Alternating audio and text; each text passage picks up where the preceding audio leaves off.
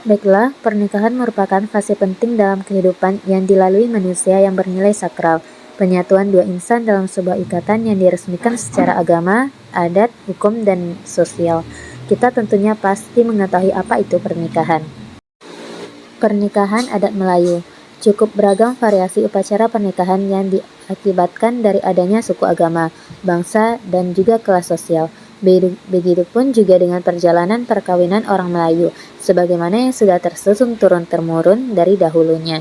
Berikut tahap-tahap perkawinan adat Melayu Riau, yaitu dimulai daripada Materi berikutnya itu merisik. Apa itu merisik? Sebelum adanya suatu perkawinan, penyidikan terhadap seorang gadis perlu dilakukan oleh pihak keluarga laki-laki. Itulah disebut dengan merisik. Yang kedua yaitu merasi. Apa itu merasi?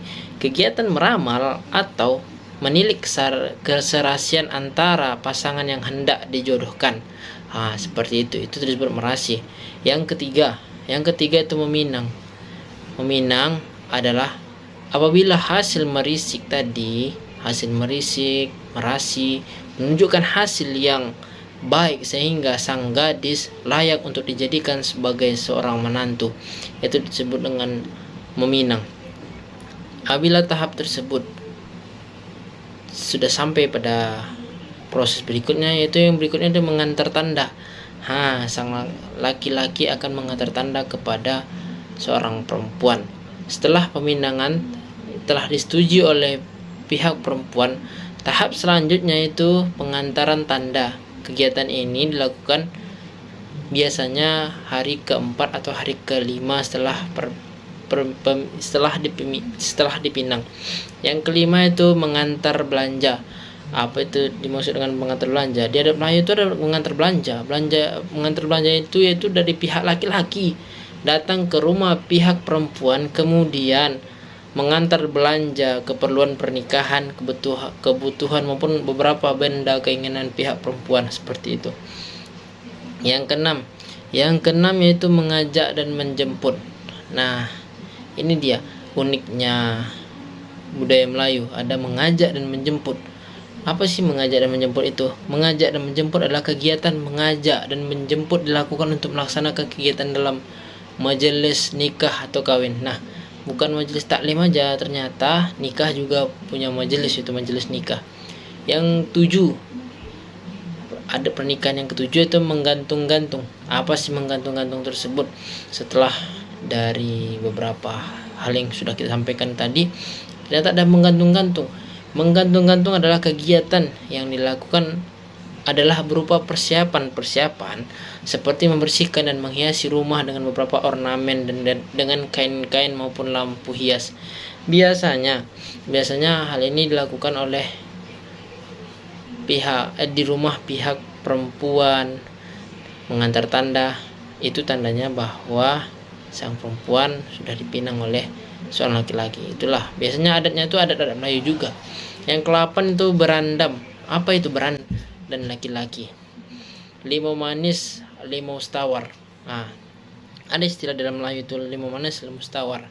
Apa itu? Tujuannya agar calon pengantin memiliki keturunan yang tampan atau cantik, sedangkan benang 5 warna yang melilit diharapkan rezeki calon pengantin dan mengalir terus bagaikan air sungai. Yang terakhir prosesnya itu berinai. Ini proses finishing. Apa itu berinai? Berinai adalah tujuan untuk menolak bala dan melindungi pengantin dari mara bahaya. Kemudian meningkatkan aura dan cahaya para pengantin wanita dan memunculkan wibawa pengantin pria. Seperti itu. Demikian. Baiklah, materi berikutnya yaitu setiap masyarakat mempunyai sistem sosial terkecil, yakni keluarga. Dalam kehidupan berkeluarga, ada ayah, ibu, dan anak memiliki hak dan kewajiban yang berbeda. Ayah dan ibu memiliki peranan yang sangat penting bagi tumbuh kembangnya anak, bagi tumbuh kembangnya kita. Ayah dan ibu sangatlah berperan penting, baik dari aspek fisik maupun psikis.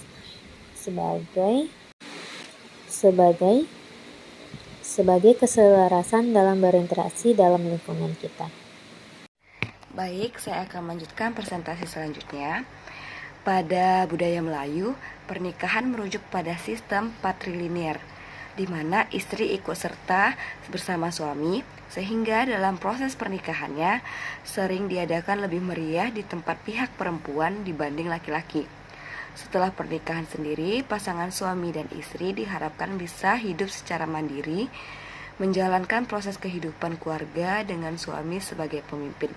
Nah, proses pernikahan tadi di adat Melayu lebih meriah diadakan di tempat mempelai wanita dibandingkan tempat mempelai laki-laki. Tapi di tempat mempelai laki-laki juga boleh diadakan resepsi seperti mengunduh mantu atau resepsi walimah atau urs.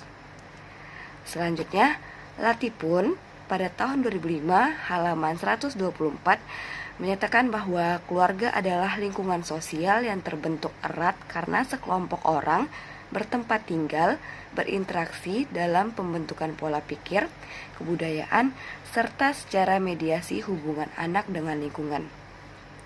Lebih lanjut, Latipun mengatakan bahwa keluarga yang lengkap dan fungsional dapat meningkatkan kesehatan mental serta kestabilan emosional pada anggota keluarganya.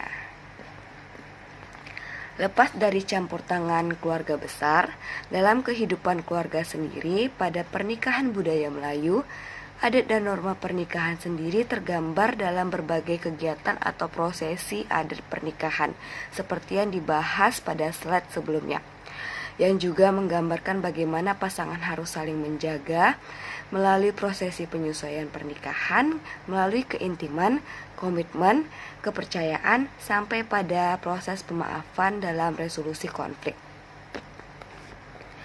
Ahli psikolog keluarga yaitu Dufan pada tahun 1985 menjelaskan bahwa banyak yang menggambarkan kesesuaian penyesuaian pernikahan yang sejalan dengan prosesi pernikahan dari adat Melayu. Dufan menyebutkan bahwa pada tahap awal keluarga tanpa anak, tugas dititik beratkan pada tujuan untuk melepaskan diri dari campur tangan orang tua dan mengakomodasi peran baru sebagai orang tua atau calon orang tua. Setiap masyarakat mempunyai sistem sosial terkecil yaitu keluarga. Dalam keluarga biasanya beranggotakan ayah, ibu, dan anak. Mereka semua memiliki hak dan kewajiban yang berbeda. Ayah dan ibu memiliki peran yang sangat penting dalam keluarga bagi tumbuh dan kembang anak baik dari aspek fisik maupun psikis sebagai keselarasan dalam berinteraksi dengan lingkungan.